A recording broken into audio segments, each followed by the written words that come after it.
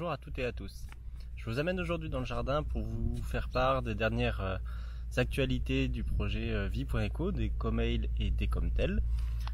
Donc pour celles et ceux qui ne se souviennent plus, Ecomail c'est le service de messagerie email. On propose une boîte mail et on reverse 30 à 50% du chiffre d'affaires à des associations qui agissent pour l'environnement. Et Ecomtel, c'est des forfaits mobiles basés sur le réseau d'Orange. Et là, cette fois-ci, nous reversons 30% de la marge que nous faisons aux associations environnementales.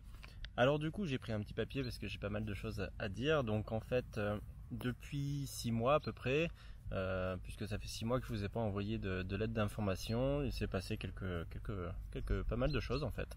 La première chose, c'est qu'on a fait en tout 5200 € de dons à des associations, à 2 associations précisément, qui travaillent pour la préservation de la biodiversité. La première, c'est l'association Cogar, à hauteur de 3500 €. Alors l'association, le projet qu'on a soutenu, vise à aider à détecter la cistude d'Europe. Donc voilà, on est très content d'avoir soutenu Cogar, et j'en profite aussi dans cette petite vidéo pour remercier l'équipe de Cogar de nous faire confiance pour leur forfait mobile, puisqu'ils ont adopté Ecomtel, et ça fait vraiment plaisir. La deuxième association qu'on a soutenue entre temps, là au début septembre, c'est GAP22 pour la plantation de jachères mellifères. Bien sûr, pour ces 2 associations, vous pouvez trouver plus d'informations sur notre site dans la partie action. Vous avez le détail de des dons qu'on a fait et une description des associations. Donc ça, c'était la première chose. C'est quand même le but de Vie.eco, c'est de soutenir la biodiversité, et du coup c'est toujours ce qu'on fait. Après 8 ans d'existence, on continue à soutenir activement, grâce à vous toutes et à vous tous, des associations qui mènent des projets vraiment nécessaires pour la protection de notre environnement. Le deuxième point que je voulais aborder avec vous, donc c'est une petite nouveauté sur Ecomtel, donc les forfaits mobiles que nous proposons. Il est maintenant possible d'ajouter des données mobiles supplémentaires en cours de mois. Ça m'a été demandé pas mal de fois en fait par certaines utilisatrices ou utilisateurs. Donc en fait, imaginons on est le 7 septembre, exceptionnellement vous avez utilisé toute votre donnée, votre quota mobile, et bien vous pouvez vous rendre sur l'espace utilisateur d'Ecomtel pour ajouter un volume de données supplémentaire pour terminer le mois.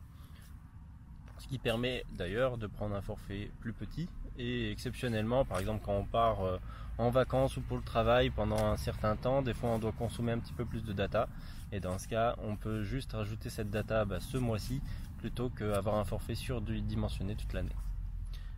Troisième chose que je voulais aborder, c'était un petit changement au niveau du fonctionnement des dons. Alors aujourd'hui, les dons étaient faits par Vie.eco, donc par Ecomail plus Ecomtel, c'est-à-dire qu'on regroupait les montants dans un don.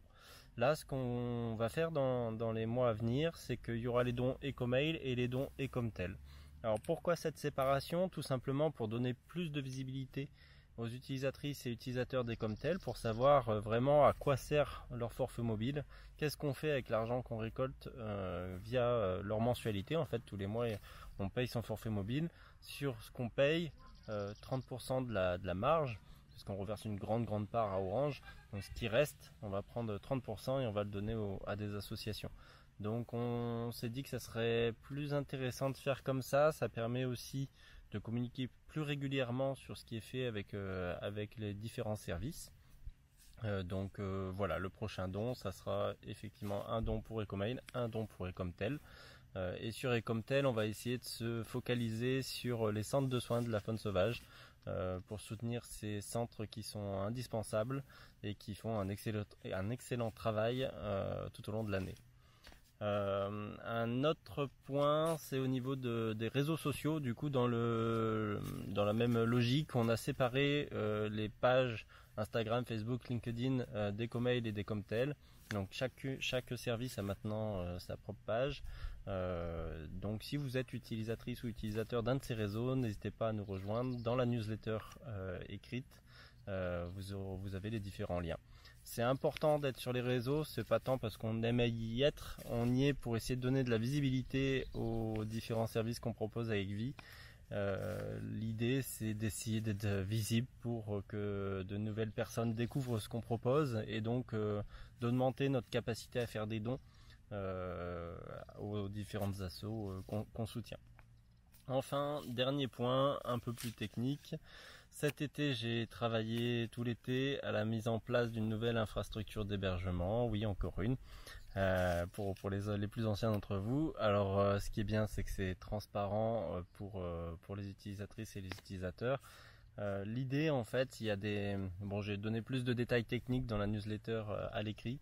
Mais grosso modo, il y a des nouvelles évolutions en fait en termes de stockage des données, en termes de ressources énergétiques utilisées pour synchroniser vos emails avec le serveur de messagerie. Donc en gros, actuellement, on utilise tous un protocole qui s'appelle IMAP et l'avenir c'est JMAP. Et en fait, JMAP est bien plus efficient, bien plus efficace et moins consommateur. Mais aussi cette infrastructure permet d'avoir un stockage, donc c'est un peu technique là aussi, un stockage en objet qui peut être répliqué dans 3 zones géographiques différentes. Donc bien pratique en cas d'incendie par exemple d'un centre de données. C'est déjà arrivé il y a 2 ou 3 ans, je ne sais plus, chez le fournisseur OVH, donc français. Il y a un centre de données qui a complètement brûlé, donc c'est pas de la fiction, ça arrive bien. Donc il faut toujours le prévoir pour éviter de perdre plus de... Là on va être à 8 millions de mails stockés sur l'infrastructure, donc ça serait un petit peu dommage. Voilà, donc l'idée c'est, même si on a des sauvegardes etc, je vous rassure, mais on ne sait jamais, c'est quand même mieux d'avoir un système qui soit répliqué en temps réel et sauvegardé, plutôt qu'un système qui soit présent dans une zone géographique et sauvegardé. C'est encore plus sécurisant. En plus de ça, le stockage par objet est moins coûteux et surtout il est extensible à l'infini entre guillemets, c'est-à-dire que il n'y a pas besoin de tout changer pour refaire l'infrastructure, pour agrandir l'infrastructure de stockage, et ça c'est bien pour l'avenir.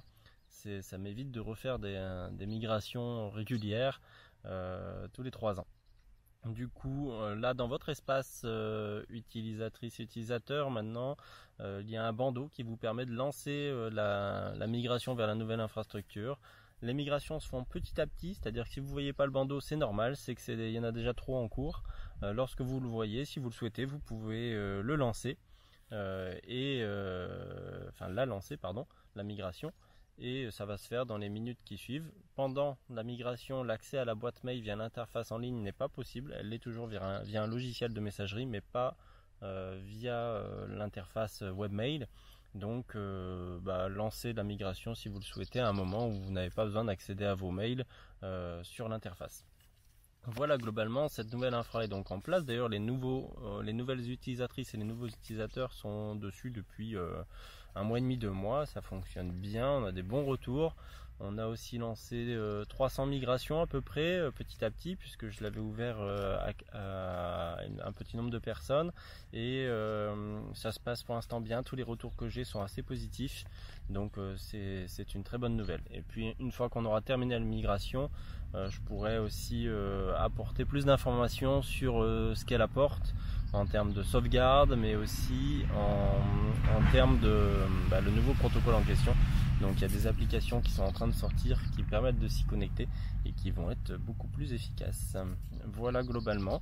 Je pense avoir fait le tour de mes petites notes. Du coup, je vous dis à très bientôt. Merci encore énormément pour votre confiance dans vie.eco, Ecomail et comme tel.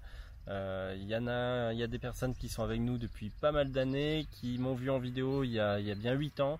Donc voilà, j'ai pris un peu de rides, j'ai perdu des cheveux, mais je suis toujours là. Et avec Léo, on est toujours là tous les deux. Donc voilà, on continue ensemble, on soutient la biodiversité et on arrive bientôt aux 100 000 € de dons pour les associations qui agissent pour l'environnement. Donc félicitations à nous toutes et à nous tous. À bientôt, salut!